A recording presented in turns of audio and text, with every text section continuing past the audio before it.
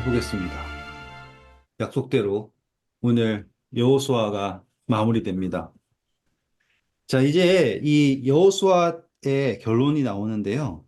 이 결론 전에 어떤 일이 있냐면 이 정복이 딱 다 마치진 않았지만 정복이 거의 끝나고 나서 22장에 오시면 르우벤과 갓 족속과 므낫세 반 지파가 요단강을 기준으로 해서 원래 자기들이 차지하겠습니다라고 했던 땅 있잖아요. 모압 평야 그쪽에 있는 땅. 그쪽으로 돌아가는 장면이 22장에 나와요. 이거를요, 우리는 다 읽진 않을 거예요. 그런데 가기 전에 이 여호수아가 이 세 지파에게 축복을 해주고 보냅니다. 음, 읽어볼게요. 그 부분만.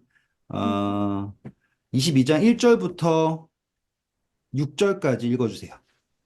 그때 여호수아가 루벤 사람과 갓 사람과 므낫세 반지파를 불러서 그들에게 이르되 여호와의 종 모세가 너희에게 명령한 것을 너희가 다 지키며 또 내가 너희에게 명령한 모든 일에 너희가 내 말을 순종하여 오늘까지 날이 오래도록 너희가 너희 형제를 떠나지 아니하고 오직 너희의 하나님 여호와께서 명령하신 그 책임을 지키도다. 이제는 너희의 하나님 여호와께서 이미 말씀하신 대로 너희 형제에게 안식을 주셨으니 그런즉 이제 너희는 여호와의 종 모세가 요단 저쪽에서 너희에게 준 소유지로 가서 너희의 장막으로 돌아가되 오직 여호와의 종 모세가 너희에게 명령한 명령과 율법을 반드시 행하여 너희의 하나님 여호와를 사랑하고 그의 모든 길로 행하며 그의 계명을 지켜 그에게 친근히 하고 너의 마음을 다하며 성품을 다하여 그를 섬길지니라 하고 여호수아가 그들에게 축복하여 보내매 그들이 자기 장막으로 갔더라. 네, 감사합니다. 자, 이 이야기가 축복하고 보냈다까지예요. 그런데 4절 중반에 보시면 형제들에게 약속하신 대로 안식을 주셨다라는 표현 나오죠? 네. 네, 안식을 주셨습니다. 안식. 자, 우리 어디로 갈 거냐면 히브리서로 갈 거예요. 히브리서 4장. 네, 3절 읽어볼까요? 이미 믿는 우리들은 저 안식에 들어가는도다. 그가 말씀하신 바와 같으니 내가 노하여 맹세한 바와 같이 그들이 내 안식에 들어오지 못하리라 하셨다 하였으나 세상을 창조할 때부터 그 일이 이루어졌느니라.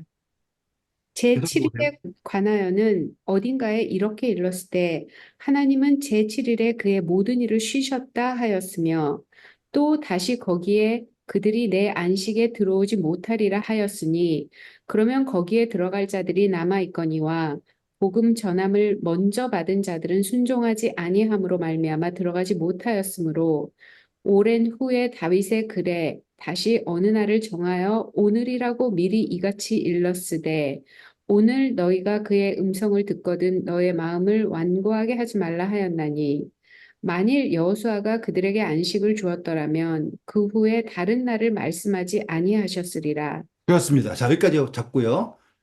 지금 제가 히브리서를 폈잖아요. 네. 히브리서를 피면서 이 안식과 여호수아가 말한 안식을 연결시키는 거예요, 지금.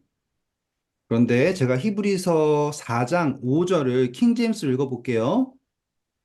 또다시 이 대목에서 그들이 내 안식에 들여오려면 믿어야 하리라 하셨느니라.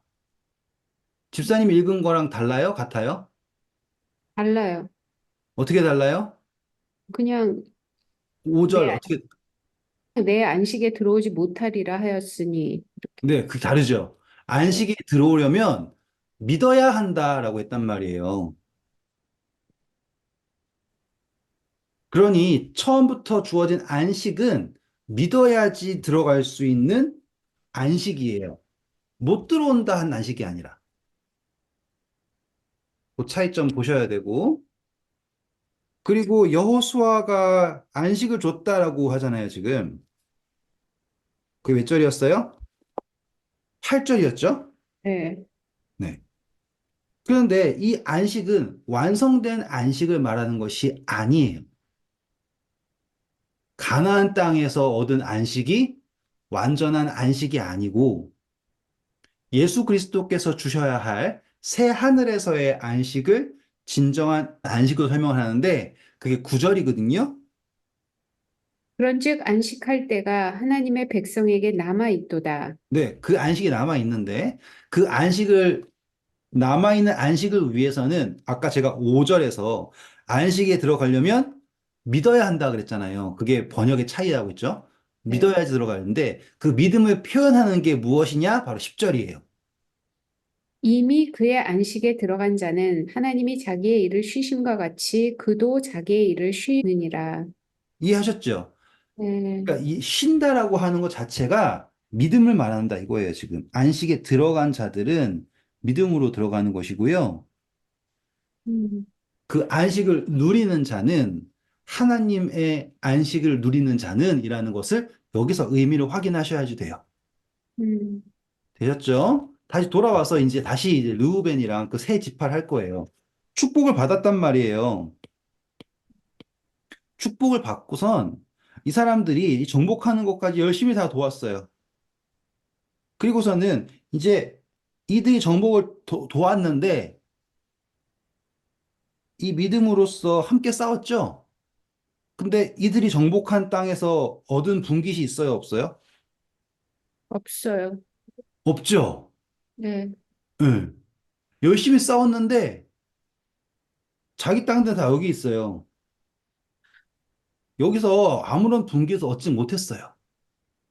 그리고서는 축복만 받고서 이제 돌아가는 거예요. 물론 이제 뭐 탈취한 것도 가져가지만 돌아갈 때 이들의 마음속에 한 가지 불안이 생겼어요.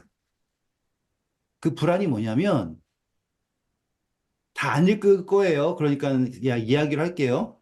넘어가는 순간 하나님께서 원래 약속하신 땅은 요단 이편을 약속하셨어요.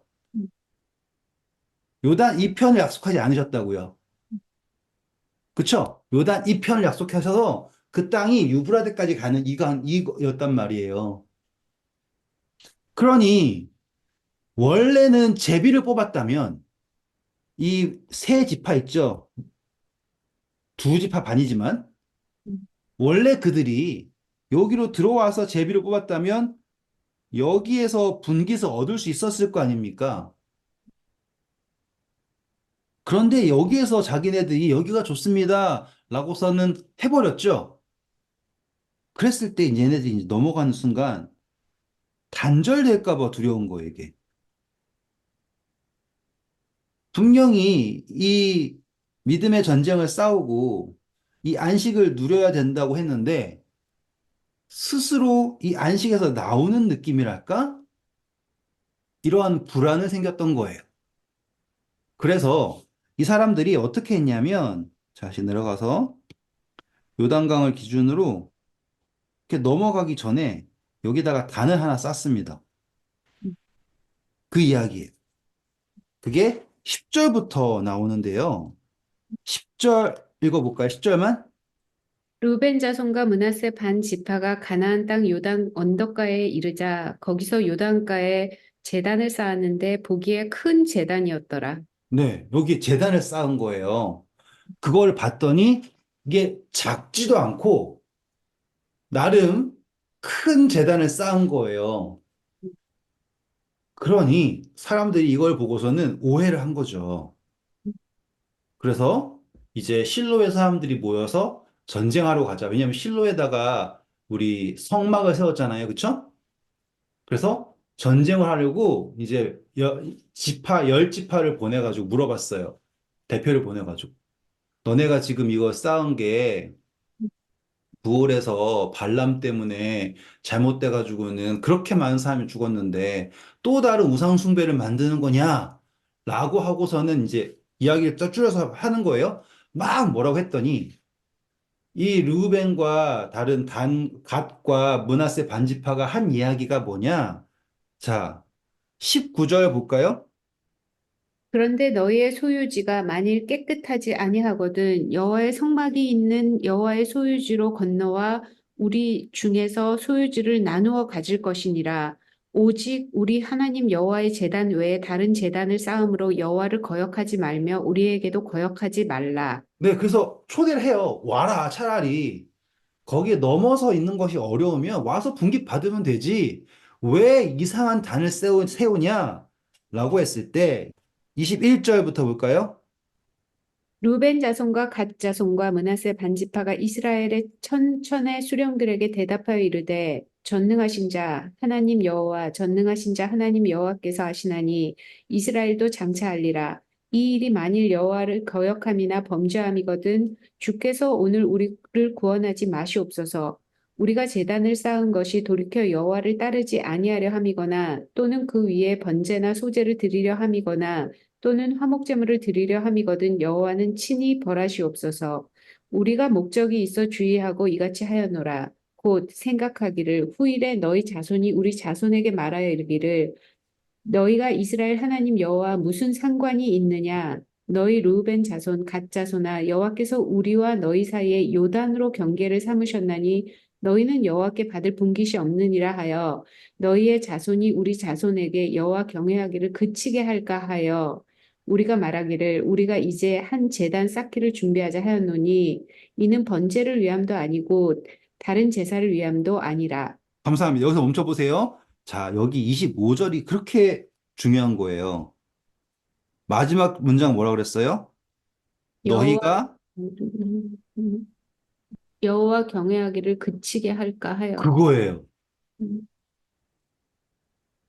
자, 오늘 제가 드리고 싶은 말이 뭐 많다면 많고 적다면 적지만 분명히 하나님의 땅을 차지하기 위해서 같이 싸운 사람들인데 나중에 요단강과 경계에 있다라는 이유로 누가 여기 있는 사람들이 누구를 같이 믿음의 안식을 취하기 위해 싸웠던 사람들에게 너네는 다르다 하고서는 하나님은 못 섬기게 할까 봐 단을 쌓았대요. 근데 어쩌면은 우리가 신기하게도 하나님을 믿는다고 하면서 다른 사람들이 하는 신앙에 대해서 찍어 누르고 그런 경향이 있죠. 그렇죠? 네. 여기서 우리가 볼 수 있는 걸 그런 걸 볼 수가 있어요. 근데 또 반대로 또 뭘 볼 수 있냐면 이 요단강을 기준으로 이렇게 갈라졌잖아요. 이렇게 예수님 시대에 예수님 시대에 우리 갈릴리 바다 기준으로 됐고 건너 다니시 예수님이 거라사 쪽 갔다 오시고 왔다 갔다 하시고 또 이 요단강 기준으로도 이렇게 이야기가 나오잖아요. 그러면은 항상 요쪽이 이방의 쪽이에요. 이방 쪽. 이방 나라들이 있는 쪽을 항상 요단 이편에 있는 쪽이라고 해요. 그런데 여기서 보시면 28절 보세요. 우리가 말하였거니와 만일 그들이 후일에 우리에게나 우리 후대에게 이같이 말하면 우리가 말하기를 우리 조상이 지은 여호와의 제단 모형을 보라. 이는 번제를 위한 것도 아니요 다른 제사를 위한 것도 아니라 오직 우리와 너희 사이에 증거만 되게 할 뿐이라. 우리가 번제나 소제나 다른 제사를 위하여 우리 하나님 여호와의 성막 앞에 있는 제단 외에 제단을 쌓음으로 여호와를 거역하고 오늘 여호와를 따르는 데서 돌아서려는 것은 결단코 아니라 하리라. 제사장 비느하스와 그와 함께한 회중의 지도자들 곧 이스라엘 천천의 수령들이 루벤 자손과 갓 자손과 므낫세 자손의 말을 듣고 좋게 여긴지라. 감사합니다. 자, 그래서 여기서 말하면 요단강을 빈도 건너갔지만 그들의 분깃은 여기 없다고 그랬잖아요. 그렇죠? 그런데 그들이 주장하는 건 여전히 하나님은 그들의 분깃이다라고 하는 증거로 요거를 쌓아놓은 것이에요. 여기까지 이해하셨죠? 네. 그러니까는 이렇게 넘어갔더라도 이 안식을 위해서 같이 싸웠고 그들의 책무를 다했으며 여전히 그들의 예배의 근거는 하나님에게 있다. 그들의 분깃은 하나님에게 있다라고 하는 증거를 여기에 세웠다 이거예요. 이제 이거를 여러분 영적으로 설명해 드릴게요. 우리가 이 세상에 있죠? 우리가 세상에 있으면 우리가 세상에 속한 사람인가요? 하나님과 그러니까 하나님의 백성과 관계가 없는 사람인가요? 라고 하는 질문이 생길 수 있잖아요.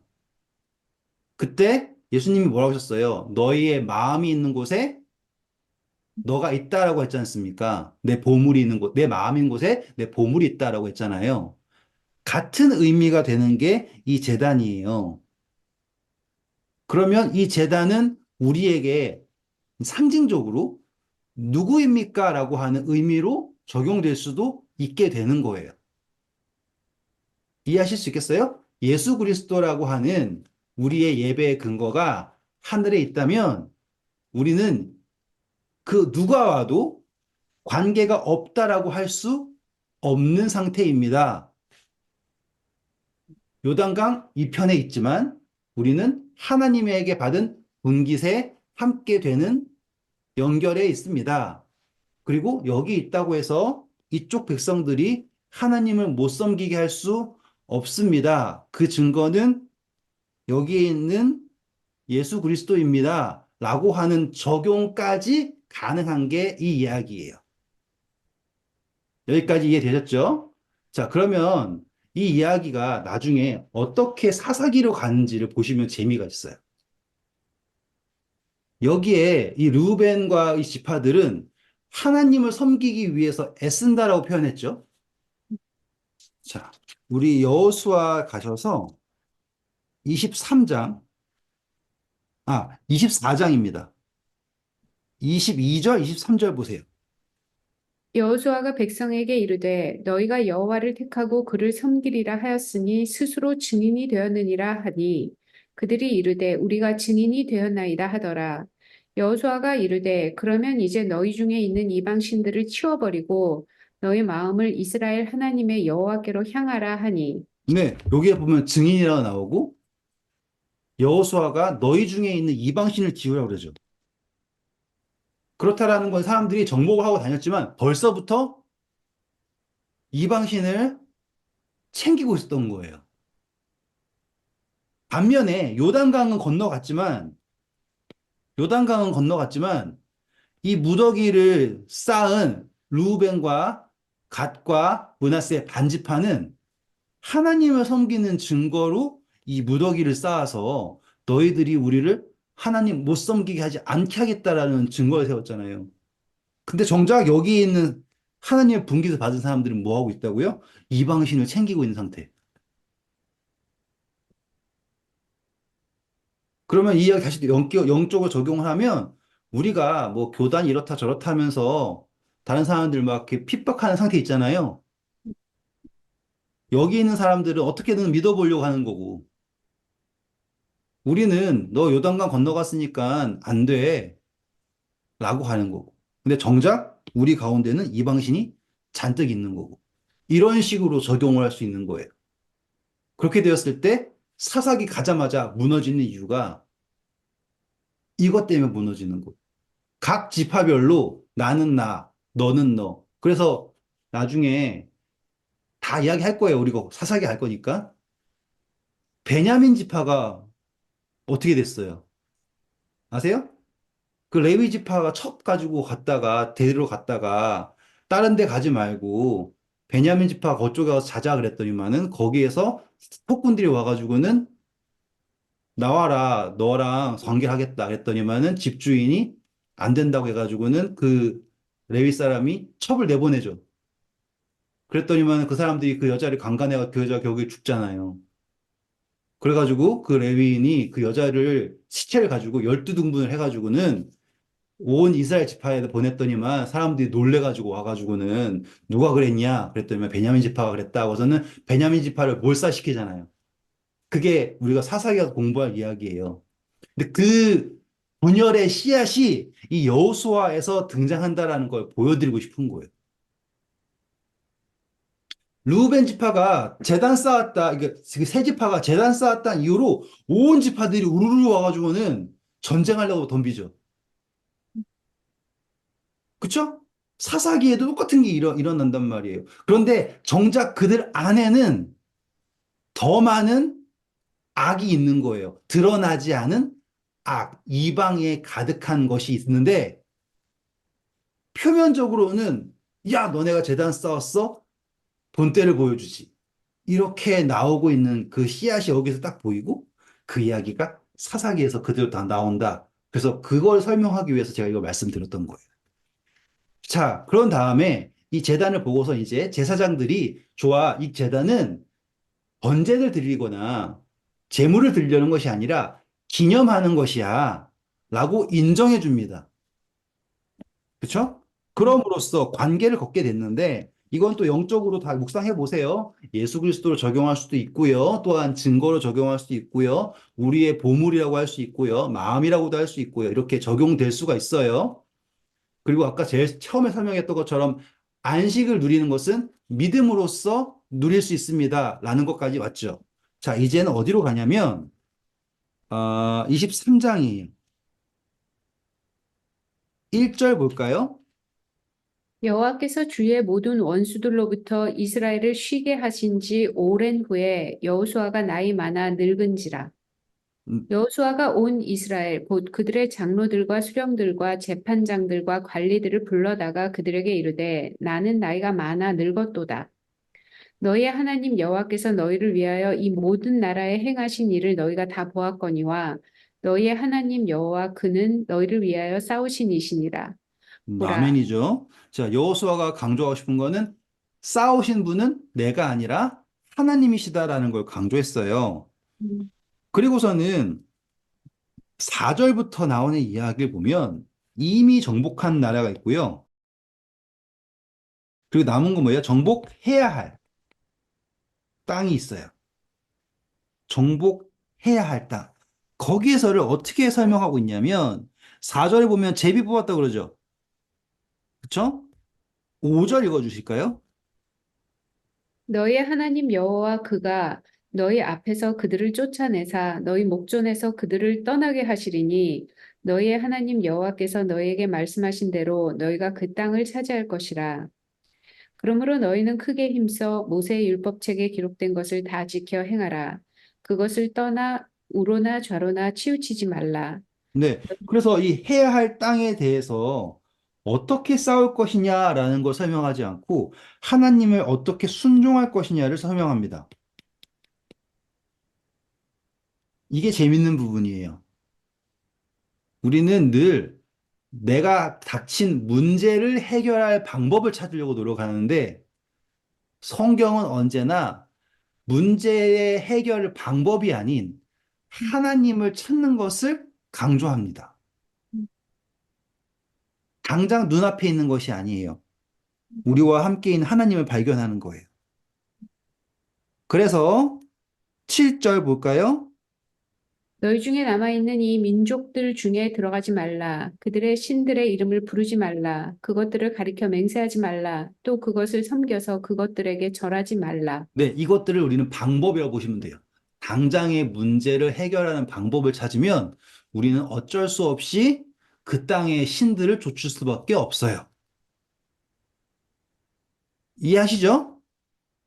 그 다음, 오직 너희의 하나님 여호와께 가까이 하기를 오늘까지 행한 것 같이 하라. 네, 그게 멋있는 거예요. 지금 이것을 정복했잖아요. 음, 그럼 지금까지 해왔던 거거든요. 여호수아가 살아있고 모세가 살아있을 때 음, 하나님의 말씀을 순종해 왔죠. 음, 그래서 정복을 했어요. 그런데 이제 여호수아가 죽을 거란 말이에요. 그러면 내가 이제 하나님을 개인적으로 신뢰할 수 있는 경험을 해야 되는데 닥친 문제를 해결하고자 한다면 그게 안 된다 이거예요. 그래서 정복한 땅이 어떻게 정복되었는가? 순종해서 되었잖아요. 음. 문제를 해결하는 것이 아니라 관계를 회복해야지 된다라는 걸 여호수아가 강조하고 있다. 이거를 꼭 기억해 주시고요. 그 다음에는 다 아는 이야기예요. 뭐 한 명이 1,000명 쫓을 거고 다 잘 될 거다라는 약속인데 여기에서 중요한 건 11절이에요. 그러므로 스스로 조심하여 너희의 하나님 여호와를 사랑하라. 네, 전 이 말이 너무 멋져요. 하나님 사랑하라라는 거는 누구나 할 수 있는 이야기예요. 음, 근데 사랑할 때 우리가 너무 조심성이 없지 않을까? 하나님을 사랑하면 되겠지라고 할 때에 너무 가볍게 사랑하지 않을까? 하나님을 사랑한다라는 것은 뭐 어렵게 사랑하는 뜻이 아니에요. 내가 얼만큼 그 하나님을 사랑하는 것에 집중하고 있는가 이거예요. 얼만큼 거기에 우선을 두고 있는가 이거예요. 여기서 하나님 사랑하지 않는 사람 어디 있어요? 다 하나님 사랑하시잖아요. 그런데 우선순위에서 항상 밀려요, 하나님이. 하나님을 사랑하는데 하나님한테 집중을 잘 안 해요. 여호수아가 원하는 것은요, 하나님이 최우선에 있는 믿음을 말하는 거예요. 자, 넘어갈게요. 그렇게 되면 다 잘 될 거예요. 다 정복할 수 있고, 하나님께서 뜻을 이루실 겁니다. 자, 그러면서 14절 보세요. 보라, 나는 오늘 온 세상에 가는 길로 가려니와 너희의 하나님 여호와께서 너희에게 대하여 말씀하신 모든 선한 말씀이 하나도 틀리지 아니하고 다 너희에게 응하여 그 중에 하나도 어김이 없음을 너희 모든 사람은 마음과 뜻으로 아는 바라. 네, 그러면 하나님께서 하신 언약이 성취되었다라는 것을 증인이 되었죠. 증인이 된 거죠, 우리가. 음, 언약이 하나도 빠짐없이 성취되었다라는 것의 증인은 바로 우리예요. 그러면 이 증인이 계속 이 증인으로서 딱 서 있어야 되는데, 음, 어제는 괜찮고 오늘은 안 되는 증인은 증인일 수 없겠죠? 만약에 어제는 괜찮고 오늘은 안 되는 증인이잖아요? 그러면은 우리가 증언하는 어제도 사라져요. 다시 한번 설명해 드릴게요. 우리가 하나님의 언약을 성취된다라는 것을 경험해 왔어요. 그런데 어제는 경험했는데 오늘 경험 못 하잖아요. 내일 경험을 못 하잖아요. 그러면 과거에 우리가 경험한 것은 설 수 있을까요? 없을까요? 어떻게 생각하세요? 없는 거죠. 이해하셨어요? 자, 나시린 생각해 볼게요. 나시린. 나시린이 서원을 했어요. 그러면 하나님께 자신을 구별한 거잖아요. 그런데 그 기간 차기 전에 갑자기 시체를 만졌어요. 그러면은 어떻게 되는 거였어요? 처음부터 다시. 처음부터 다시죠. 음, 모든 기간이 다 무효되잖아요. 음, 그러면 우리는 아, 억울하다. 내 과거가 다 지워졌네. 라고 하지만 이건 그 의미가 아니죠. 그렇죠? 우리가 다시 무효가 된다라는 것은 새로운 시작을 할 수 있다는 뜻이에요. 그러니 하나님의 입장에서는 그분의 영원 속에 계시니까 우리는 유한한 시간 속에 있기 때문에 나의 과거가 무효화된다라는 것이 너무나 큰 문제지만 하나님에서는 영원이잖아요. 그분에게 중요한 것은 우리가 새롭게 되는 게 중요한 거죠. 그쵸? 그래서 내가 만약에 과거에 성취된 것을 믿다가 지금 내가 올바른 증인이 못 된다고 하면 과거가 사라지는가? 네, 맞아요. 사라지는 거예요. 하지만 그렇다고 해서 내가 거기서 포기하고 난 안 되라고 날 버리면 될까요? 아니겠죠.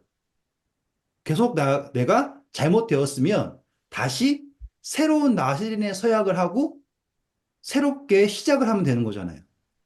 그럼 여기서 나오는 이야기가 새롭게 보이는데요. 자, 볼게요. 13절, 12절부터 볼까요? 12절, 13절.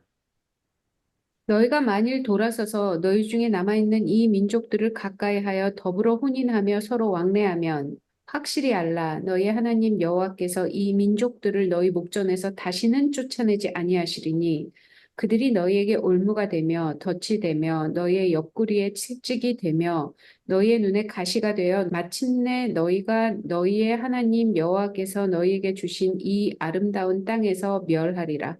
네, 무효가 된다라는 거 보셨어요? 똑같이 적용될 수 있죠? 근데 하나님이 거기서 무효화되게 하고서는 버리시는가? 돌아올 수 있는 기회를 주시죠. 자, 우리 사사기 가서 공부할 게 똑같은 거예요. 얘네들이 잘 있다가 하나님 말 안 들어요. 그러면은 미디안이 오든지 막 괴롭혀요. 그래서 몇 년 동안 종살이를 해요. 다시 하나님께 돌아와요. 그럼 사사가 있는 동안 잘 있다가 다시 또 떠나요. 마치 나시린의 서약이 됐다가 무효했다가 됐다가 무효가 됐다가 계속 이러한 것처럼 하지만 하나님은 계속 기회를 주시죠. 그 이야기를 여기서도 보실 수 있어야 돼요. 그러니 한 번 기회를 주고 끊어버린다라고 하는 이해로 읽으시지 말고 하나님께서는 계속해서 우리에게 깨우치게 하시려고 우리를 증인으로 삼으시려고 그러면 보세요. 언약이 됐다 성취된 걸 증인인데 나중에 증인이 흐트러져서 이게 무효가 됐어요. 하지만 여전히 그런 무효화된 상황에서 다시 한번 세우셔서 증인으로 만드셨다라고 하는 이 증언은 유효하죠. 그러니 우리가 넘어졌다라고 한 사실이 모든 것을 무효화하는가?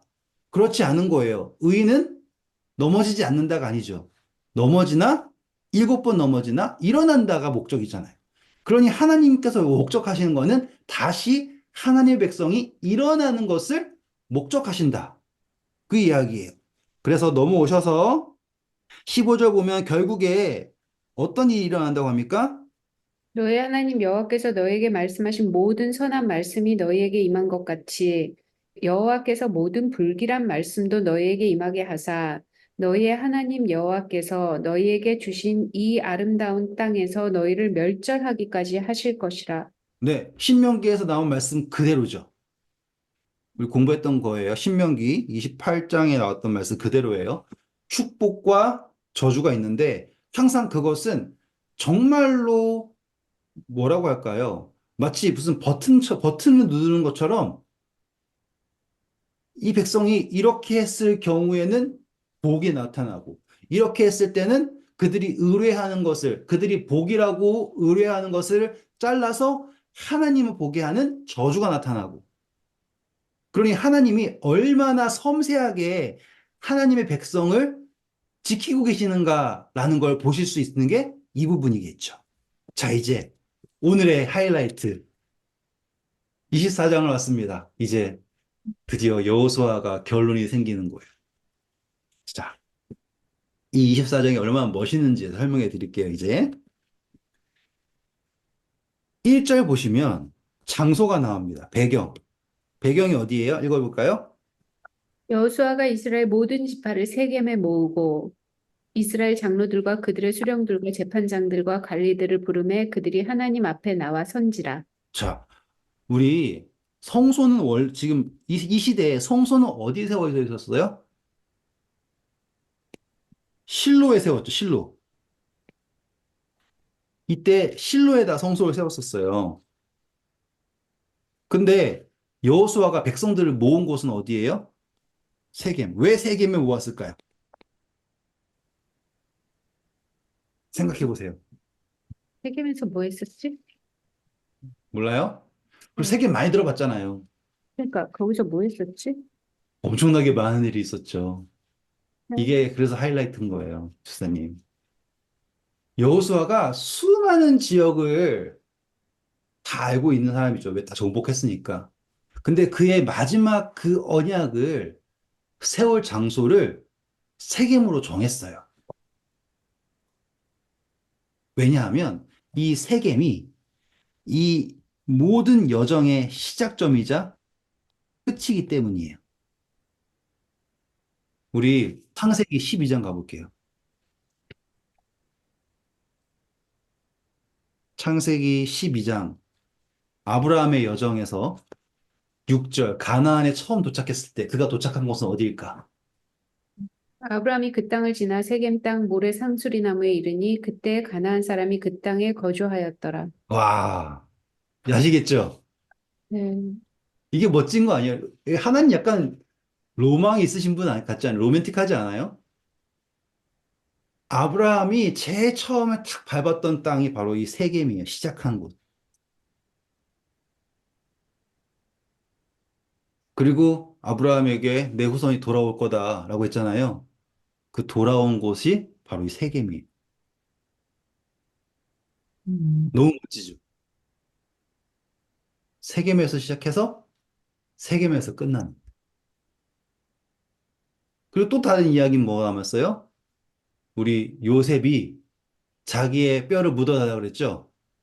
음, 그 결론이 거기에 나오는 거예요. 이제. 그래서 요셉이 요구한 땅이 바로 세겜이에요, 세겜. 야곱으로부터 기업을 받은 땅. 세겜. 로맨틱하죠, 그쵸? 자, 그래서 세겜에서 이 사람들 다 불러가지고 다시 한번 요구하는 게 뭐냐면 이 2절부터 나오는 모든 이야기는요, 이스라엘 백성들이 겪었던 모든 이야기들, 그 여정의 이야기들을 정말로 짧은 시간 안에 다 요약을 합니다. 마치 스데반의 설교했던 것처럼 여호수아가 온 백성을 앞에 두고서 이 말을 쫙 얘기를 해요. 시간이 되실 때 한번 쭉 읽어보세요. 너무 멋진 이야기예요. 그래서 쫙 얘기하면서 어떻게 시작합니까? 2절 보시면 아브라함 나오죠. 음, 근데 아브라함의 아버지인 나홀의 아버지인 데라부터 이야기해요. 음, 근데 그 시작이 어떻게 시작하냐면 그 사람들이 누굴 섬기고 있었다고요? 다른 신을 섬기고 있는데 하나님께서 데리고서는 가나안 어디 땅에 데리고 오신 거예요. 세겜이라고 이 시작점에 딱 데려오셨고 여기에서 하나님을 섬기게 하셨다. 그래, 너희들 역시도 애굽에서 다른 신을 섬기고 있는 안타까운 처지였지만 이제 다시 이 땅 세겜으로 와서 하나님을 섬기게 되었다. 이 이야기를 하는 거라고요. 진짜 멋지죠. 음, 음, 그러니까 지명을 조금 아니까 이게 멋있는 거예요. 그냥 모르고서는 읽으면 그냥 이렇겠구나라고 하는데 우리가 이제 성경을 어느 정도 읽었잖아요. 그렇죠? 그래서 하나님이 어떠한 역사를 통하여서 세겜에서 이렇게 쫙 이렇게 했는지 그거를 다 이야기하고서 자, 그 여호수아가 포인트 잡는 게 아주 중요합니다. 12절, 13절 보세요. 내가 왕벌을 너희 앞에 보내어 그 아모리 족속의 두 왕을 너희 앞에서 쫓아내게 하였나니 너희의 칼이나 너희의 활로서 이같이 한 것이 아니며 내가 또 너희가 수고하지 아니한 땅과 너희가 건설하지 아니한 성읍들을 너희에게 주었더니 너희가 그 가운데 거주하며 너희는 또 너희가 심지 아니한 포도원과 감람원의 열매를 먹는다 하셨느니라. 이게 뭐예요? 이 시작부터 끝까지가 우리가 한 거예요? 아니면 하나님의 은혜가 된 거예요? 하나님이 응. 그것을 지금 경험한 증인이라는 뜻이에요. 그러면 우리는 어떻게 해야 될까요? 14절부터 나오는 말이. 그러므로 이제는 여호와를 경외하며 온전함과 진실함으로 그를 섬기라. 너희의 조상들이 강 저쪽과 애굽에서 섬기던 신들을 치워버리고 여호와만 섬기라. 그럼, 만, 그러니까 이것을 다 받지 않니? 그러면 이제 하나님께서 우리에게 어떻게 믿음을 요구하시는지를 보셔야 돼요. 하나님이 다짜고짜 총 들고 와가지고 믿어. 안 믿으면 죽일 거야. 이렇게 믿으라고 하시는 게 아니죠. 그쵸? 예수천당 불신조 이게 얼마나 무서운 거냐. 하나님은 단 한 번도 안 믿으면 죽일 거니까 날 믿어라 하지 않고 않아요. 협박을 하시는 게 하나님이 아니세요. 여호수아가 얘기하는 거 보세요. 이스라엘 백성들이 하나님을 믿게 하기 위해서 하나님은 이렇게 해주셨다고요.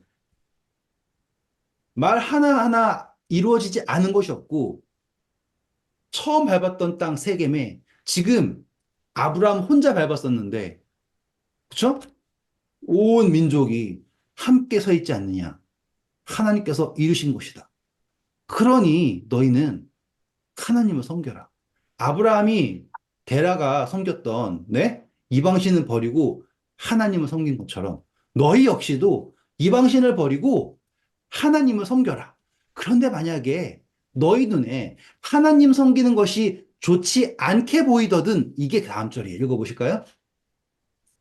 만일 여호와를 섬기는 것이 너희에게 좋지 않게 보이거든 너희 조상들이 강 저쪽에서 섬기던 신들이든지 또는 너희가 거주하는 땅에 있는 아모리 족속의 신들이든지 너희가 섬길 자를 오늘 택하라. 오직 나와 내 집은 여호와를 섬기겠노라 하니. 음. 성이 우리 이거 너무 멋있는 성경절이죠. 네. 예. 그래서 여호수아가 자기가 선택한 것은 무엇인가라는 걸 보여주는 거예요. 그리고 음, 하나님께서는 그분이 얼마나 좋으신 분인가를, 얼마나 사랑이신가를 그분도 그분의 전부를 보이신 거라고요. 그러니 저는요, 이 하나님의 사랑이 이 창세기부터 여호수아까지를 결론으로 놓고 보잖아요. 그러니까 모세 오경 더하기 여호수아예요. 그쵸? 보면은 하나님께서 우리를 얼마나 사랑하시는지가 너무 적나라할 정도로 보이는 거예요. 이렇게까지 하고서도 너희 섬길 자를 너희가 택해라라고 이야기하고 있는 거 아니에요. 어느 정도까지 하셔야 될까요? 하나님이 우리의 사랑을 얻기 위해서 도대체 어느 정도까지 하셔야 될까? 그런데 여기서도 모자랐나 봐요. 그래서 독생자를 보내시죠. 음. 거기에다 더해 그분의 생명을 우리에게 주세요. 대체 어느 정도까지 더 해야지 우리가 하나님을 사랑할 수 있을까요? 대체 하나님이 얼마큼 더 해야지 될까요? 라고 할 정도가 이 이야기 여호수아가 말하는 거잖아요. 십자가까지 가잖아요. 그럼 대체 어느 정도까지 더 해야 될까요? 재림까지 가잖아요. 대체 어느 정도까지 더 해야지 될까요? 그러니 하나님의 사랑이라고 하는 거는 우리 요한 1서 가서 볼까요? 요한 1서 3장 1절부터 볼까요? 보라, 아버지께서 어떤 사랑을 우리에게 베푸사 하나님의 자녀라 일컬음을 받게 하셨는가? 우리가 그러하도다. 그러므로, 아멘. 됐죠? 네. 음. 여호수아가 말하는 게 아마 그런 이야기예요.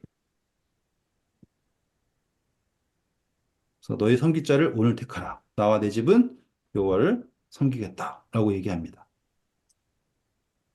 그랬을 때 백성들이 아, 우리도 다 섬길 겁니다. 우리도 섬길 겁니다. 라고 얘기했어요. 음. 그런데 여호수아가 19절에 얘기하는 거 보세요. 여호수아가 백성에게 이르되 너희가 여호와를 능히 섬기지 못할 것은 그는 거룩하신 하나님이시요 질투하시는 하나님이시니 너희의 잘못과 죄들을 사하지 아니하실 것임이라. 네. 섬길 수 있다 그래요. 섬길 수 없다 그래요. 없대요. 네. 왠 줄 아세요? 이 사람들이 얘기할 때 본심이 뭐예요? 자기네들이 섬겨 보겠다라는 거예요. 그게 문제예요. 여기서 지금 여호수아는 본질을 정확하게 꿰뚫었어요. 믿음이라는 건요. 내가 믿겠다 하고서 믿는 것이 아니거든요. 하나님을 사랑한다라는 건 어정쩡하게 사랑하는 게 사랑이 아니라 내 마음과 정성과 뜻과 모든 것을 다하여 사랑하는 게 사랑하는 거잖아요. 하나님을 섬긴다라는 것도 역시 너희는 하나님 섬길 수 없다라고 여호수아가 단정 지은 것은 뭐냐면 그들이 온전히 하나님을 섬긴다라고 하는 것이 얼마나 어려운가. 너무 쉽기도 하지만 동시에 너무 어려운 거예요. 아시죠? 하나님을 믿는다라는 건요, 너무나 쉽고 당연한 건데 너무나 어려운 것이기도 해요. 음. 제 말 이해하시죠? 음. 내가 하려고 할 때 너무 어려운 거예요. 근데 이 백성들이 한 이야기가 뭐냐면 우리가 한다라고 하는 개념 속에서 이야기한단 말이죠. 음. 우리가 할 수 있습니다. 그런데 여호수아가 한 얘기가 뭐예요? 20절. 만일 너희가 여호와를 버리고 이방 신들을 섬기면 너희에게 복을 내리신 후에라도 돌이켜 너희에게 재앙을 내리시고 너희를 멸하시리라 하니 다음. 백성이 여호수아에게 말하되 아니니이다 우리가 여호와를 섬기겠나이다 하는지라. 네. 그래서 여호수아가 얘기했죠. 그럼 너네가 말했지? 너희가 너희 스스로의 증인이다라고 얘기하는 거예요. 이 이야기가 왜 중요하냐면요. 우리가 심판받을 때 무엇으로 심판받는다 그랬어요? 너가 한 말로 내가 심판받는다 그랬죠. 연결되십니까? 네. 다른 대단한 심판을 말하는 게 아니에요. 우리가 섬긴다고 했어요. 그 섬긴다고 말하기까지의 하나님은 그분의 최선을 다하셨어요. 어떠한 사랑으로 우리가 하나님의 자녀가 되는 권세를 주셨는가 하셨단 말이에요. 그래서 우리가 말한 것이 우리의 증인이 되어서 우리를 심판하게 된다라는 거죠. 자, 마지막이에요. 이제 마지막. 백성들이 그래도 우리가 섬길 겁니다. 라고 이야기를 했어요. 25절 보세요. 그날에 여호수아가 세겜에서 백성과 더불어 언약을 맺고 그들을 위하여 율례와 법도를 제정하였더라. 네, 이거 새로운 게 아니에요. 음. 그러니 성경에서도 새로운 새 언약이라는 게 계속 있네요. 그쵸? 모세도 언약 세웠었죠. 그쵸? 모세도 규례와 법도와 율례를 줬었죠. 맞아요? 네. 마라의 쓴물에서도 똑같은 거 있었잖아요. 기억나시죠? 음. 언약은요, 계속 새롭게 되는 언약을 보여줬어요. 완전히 새로운 언약이 아니라 새롭게 되는 언약이에요. 계속 계속. 왜 계속 새롭게 되는 줄 아세요? 누가 계속 깨니까. 우리가 계속 그 언약을 계속 깨잖아요. 그래서 하나님은 나실인의 서약처럼 다시 용서하시고 다시 세우시고 다시 용서하시고 다시 세우시고 그래서 여호수아가 진짜로 여기서 마지막으로 새롭게 언약을 세웁니다. 그리고서는 증거를 만들죠. 그 증거가 어디 있어요? 27절. 모든 백성에게 이르되 보라 이 돌이 우리에게 증거가 되리니 이는 여호와께서 우리에게 하신 모든 말씀을 이 돌이 들었음이니라. 자, 이 돌은 누구일까요? 라고 도- 이야기하면 되는 거예요.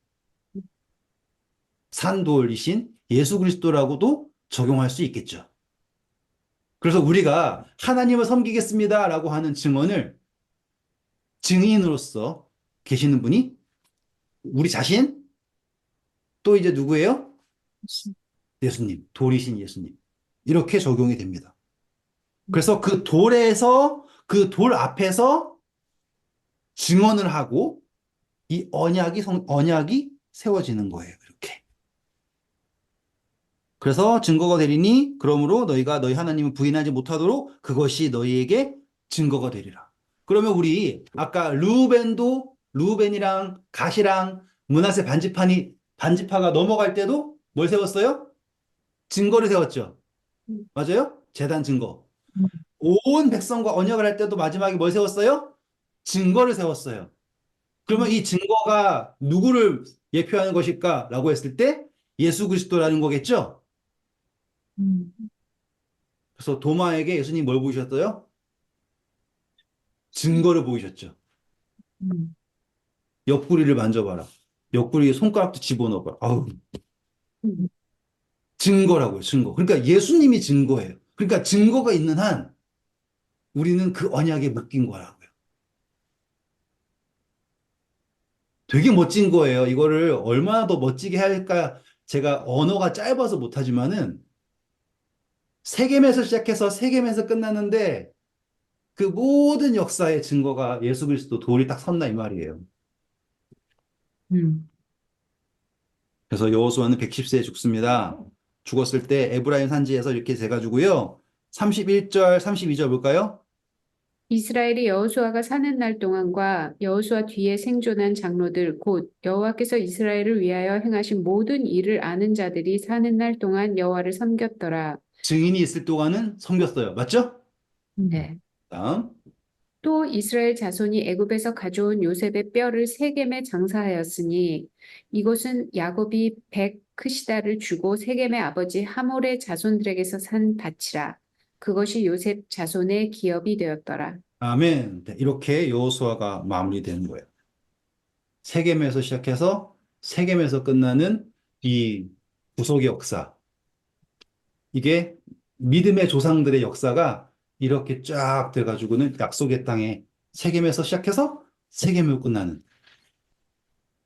그래서 여호수아까지 해서 이 믿음의 여정이 완성이 탁 됐어요. 여기서 완성이 돼서 행복하게 잘 살았습니다라고 하고 끝났으면 좋겠는데 이제 사사기로 넘어가는 거죠. 음. 사사기로 넘어갈 때 출애굽기가 어떻게 시작했어요? 요셉을 알지 못하는 왕이 시작됐죠. 음. 사사기도 역시 똑같은 거예요. 여호수아와 하나님께서 이끄시던 그것을 기억하지 못하는 세대가 등장하는 순간부터 음, 하나님을 사랑하는 것, 스스로 조심하라 라고 할 때 조심하지 않고 하나님을 사랑할 때 어떤 일이 일어나는지, 어떤 문제를 만났을 때 해결 방법만 바라봤을 때 어떠한 타락이 일어나는지, 하나님과의 관계에 집중하지 않고 해결 방법만 모색했을 때 얼만큼 빠르게 우상을 섬기게 되는지. 하지만 하나님은 언제나 하나님의 백성을 나시린처럼 부정하게 되면 다시 새롭게 하시고 다시 새롭게 하시는 걸 얼마나 많이 하시는지, 언제까지 참으시는지. 심지어 그 나실이라는 사람이 창녀랑 놀아나고 아시겠습니까? 사사라는 사람, 마지막 사사가 삼손이잖아요. 그러니까 사사라고 하는 인간이 그렇게 될 때까지 나중에 제사장이라는 사람, 사무엘 보세요. 제사장이라는 인간이 엘리라는 사람이 돼지가 돼가지고는 지 아들이 하나님께 드리는 제물을 쇠꼬챙이를 찍어가지고 구워 먹겠다 난리를 치는 그때까지도 백성들을 사랑하시는 사랑을 보시면 이거 눈먼 사랑이에요. 음. 그거를 다음 시간부터 살펴보도록 하겠습니다. 수고하셨고요. 좋은 밤 되세요. 감사합니다. 감사합니다. 질문. 네, 저기 그 출애굽기 33장에 그 뭐지? 금송아지 사건이 있고 난 다음에 모세가 그 성막을 그 진영 바깥에다 성막 만들었잖아요. 그래서 해막. 하나님하고 회막을 만들어서 대화했는데 그 11절에 청년 여호수아는 성막에서 떠나지 아니하였더라. 그 부분에 대해서 선교사님이 여호수아 때 설명해 주실 거라 그랬는데 그게 어떤 부분인지 잘 내가 뭐라 몰라가지고. 그랬나? 아, 네, 하루 한 이렇게, 장 할 이렇게 때. 얘기해 드릴게요. 설명해 드릴게요. 이, 이렇게 하면 돼요. 우리 히브리서 아까 킹제임스로 읽었어야 됐는데 했던 게 히브리서 4장이었죠? 히브리서 4장에서 아까 여호수아 나온 부분이 8절이었어요. 읽어볼까요? 히브리서 4장 8절. 킹제임스로 보세요. 뭐라고 나오나? 이는 만일 예수가 그들에게 안식을 주었더라면 그분께서 그 뒤에 다른 날을 말씀하지 아니하셨을 것이니라. 이상하죠? 여기서는 뭐라고 나와요? 여호수아라고 안 나오고 예수라고 나오죠. 그러니 여호수아는 성소를 떠나지 않았다라고 하는 자체가 예수님께서 내가 아버지 집에 있어야 될 것을 알지 못하시나니까 12살 때 하셨죠?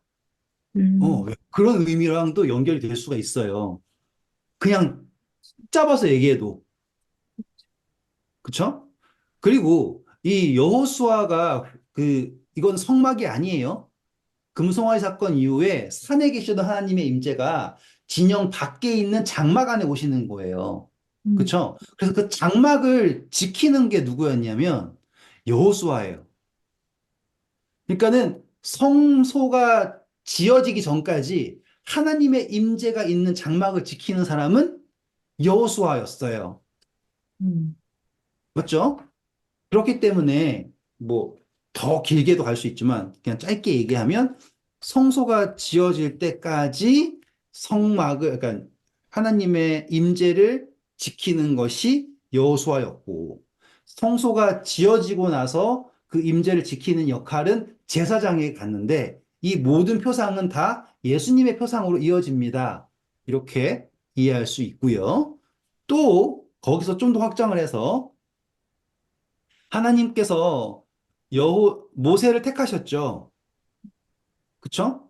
그런데 모세가 선지자를 세워서 내 이후에 선지자를 세워서 이 백성들 이끌어 주세요라고 했을 때 하나님은 이미 그 전부터 여호수아를 택하셨다라는 것이 그가 회막을 지켰다. 거기 안에서 거했다라는 것에서부터 하나님이 여호수아를 택하셨다라는 게 드러나 있습니다. 이렇게도 할 수 있는 거예요. 그리고 모든 싸움은 다 누가 싸웠어요? 여호수아가 싸웠죠. 그쵸? 하나님의 군대 장관 누구세요? 예수님이죠. 음, 그러니 인간의 모습, 그러니까 인간의 상징으로서 여호수아는 출애굽부터 모든 싸움을 다 싸웠고 예수님께서도 모든 싸움을 다 싸우셨고 그래서 다니엘서에서 하나님의 천사의 군대장, 천사장, 미가엘, 예수님. 음, 하늘에서 전쟁이 있었는데 용과 미가엘이 싸웠다. 예수님. 그러니까 처음부터 끝까지 우리를 위해 싸우시는 분 예수님. 이런 식으로 적용할 때 여호수아의 역할과 일치가 된다라는 걸 보실 수 있을 것입니다.